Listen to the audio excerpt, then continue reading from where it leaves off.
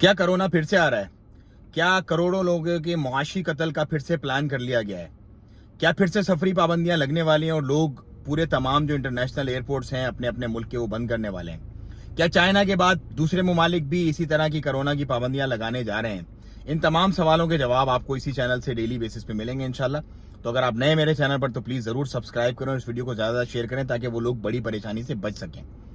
देखें जी, 2019 में जो मामला हुआ था और उसके बाद 2020 और 21 पूरा का पूरा ऐसा गुजरा था कि अल हफीज वल अमान, मतलब इस जनरेशन ने इससे बुरे दिन कभी नहीं देखे थे। करोड़ों लोगों का मुआशी कत्ल हुआ, लोग लुट गए, बर्बाद हो गए और आज तक भी वो रिकवर नहीं हो पाए।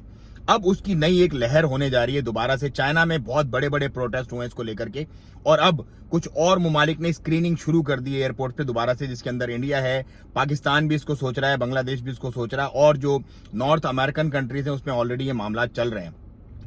तो क्या फिर से दोबारा से हम लोग वही मामला देखने जा रहे हैं? क्या फिर से हमें या तो इसका कोई नया वेरिएंट इंट्रोड्यूस करवाया जाएगा या नई नई कोई वैक्सीनेशन बेचने का ये प्लान है या वाकई हकीकत में क्या होने जा रहा है इसका?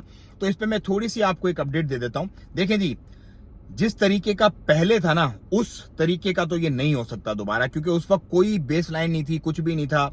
लेकिन अब क्योंकि ऑलरेडी हमें 2 वैक्सीनेशन लग चुकी हैं, कुछ लोगों ने अपने जो एक्स्ट्रा बूस्टर्स हैं वो भी लगवा लिए हैं, तो लेवल जो होगा ना वो इस कदर सिवियर नहीं होगा। लेकिन जब एक फुल लहर आएगी तो हो सकता है कि एक्सट्रीम लेवल पे पार्शियल लॉकडाउन टाइप की कोई चीज कुछ ममालिक करें अपने मुल्कों में, just to save their own peoples like.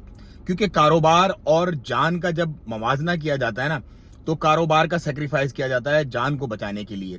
सो ऐसा हो सकता है। तो आप लोग जितने भी लोग हैं वो अमन में जंग की तैयारी करें। मैं लोगों को हमेशा कहता हूं इसको लाइट ना लें, क्योंकि जब 2019 में कोरोना आया था ना उसमें चाइना में आया था, हमारे पास तो यहाँ फरवरी मार्च में पहुंचा था वो, वहां पर नवंबर में अक्टूबर नवंबर में कहानी शुरू हो गई थी। तो उस वक्त लोग लाइट ले रहे थे, हंस रहे थे, मजाक बना रहे थे, मीम्स बना रहे थे इसकी। तो सेम वैसा का वैसा ही पैटर्न अभी दोबारा से चल रहा है। सो मैं आप लोगों को सिर्फ एक ही चीज बताऊंगा कि आप लोगों ने अपनी फाइनेंशियल मैनेजमेंट, जो आपकी वेल्थ मैनेजमेंट है ना, उस पर वर्किंग शुरू कर देनी है।